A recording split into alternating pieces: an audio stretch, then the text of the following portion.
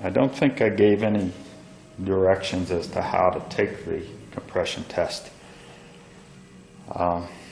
What I've done is I've hooked up the tester to the number 4 cylinder. I've got a jumper cable on the terminal on the starter, and all I'm going to do is provide a ground to crank over the engine several times until the compression gauge stops going up.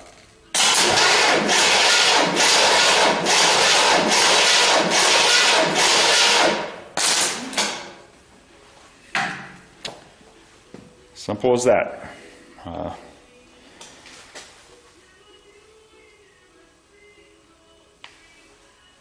Looks like the reading on this one is about 175.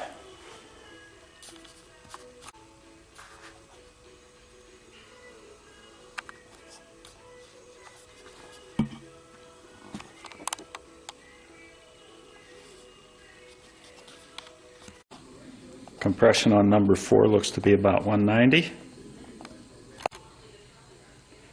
Compression on number 2 is about 170. Compression on number 6 is 170. Compression on number 8 is about 172.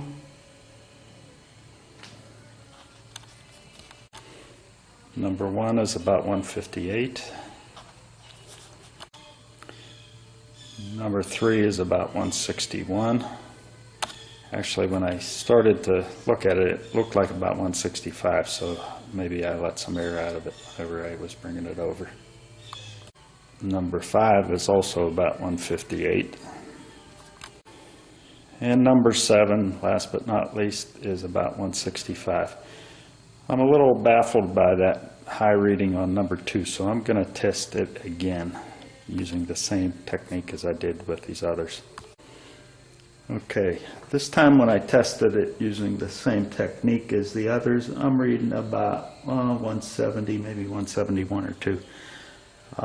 That's way better in line with the rest of them, so I must have done something technique-wise.